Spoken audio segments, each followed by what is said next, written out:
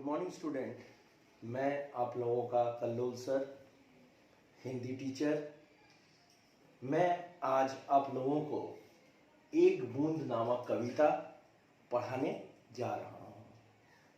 ये कविता अयोध्या सिंह उपाध्याय द्वारा रचित है।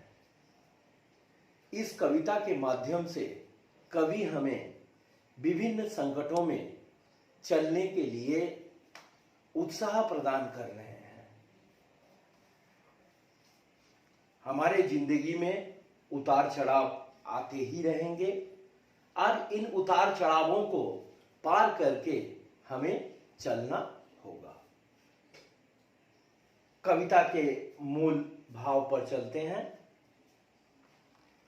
यूं निकलकर बादलों की गोद से थी अभी एक बूंद कुछ आगे बढ़ी, सोचने फिर यही जी में लगी, आह क्यों घर छोड़कर मैं यूं बढ़ी। इस पंक्ति में यूं का मतलब है जैसे ही।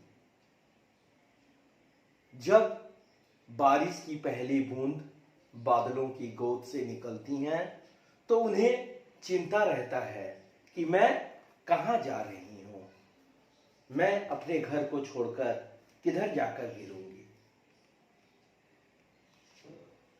दैव मेरे भाग्य में है क्या बता, मैं बचूंगी या मिलूंगी धूल में।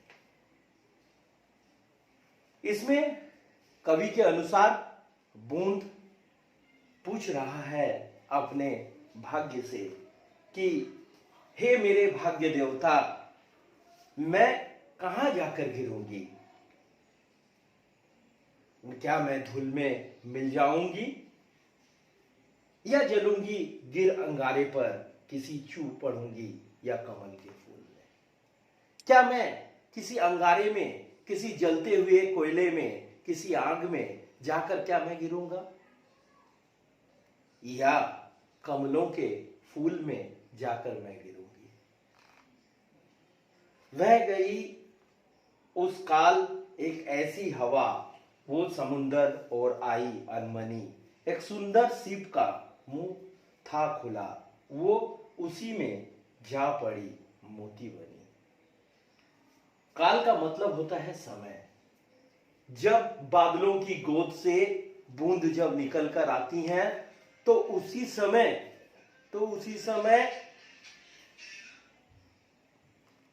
समुंदर में एक हलचल होती है। समुंदर की तरफ से हवाएं चलने लगती हैं और इस हवा में बहकर ये बूंद सीप के मुंह में जाकर गिरती हैं और गिरने के बाद उनका भाग्य में मोती लिखा हुआ रहता है, मोती बन जाती हैं। लोग यूं ही है झिझकते सोचते, जबकि उनको छोड़ना पड़ता है घर, किंतु घर का छोड़ना अक्सर उन्हें बूंद लो कुछ और ही देता है कर। अधिकतर लोग झिझकते रहते हैं अपने घर से निकलने के लिए, जबकि उनको छोड़ना पड़ता है अपने घर। बच्चों, उनको घर छोड़ना सदा ज्यादातर प्राय उन्हें बेकार ही हो जाता है, क्योंकि अधिकतर लोगों में ये देखा जाता है कि सफलता बहुत कम आती है। लेकिन कवि ने हमें इन सब बाधाओं को दूर करके आगे चलने के लिए कहा है। धन्यवाद।